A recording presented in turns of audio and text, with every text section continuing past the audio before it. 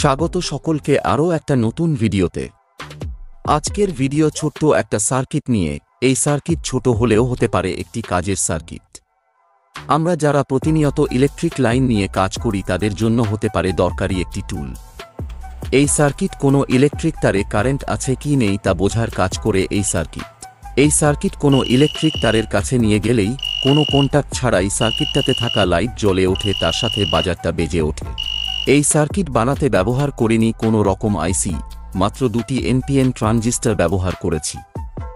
এই সার্কিট কিভাবে বানাবেন চলুন দেখে নিই।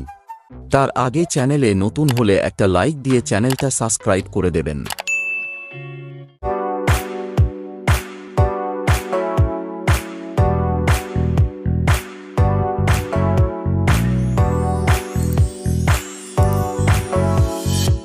এই সার্কিট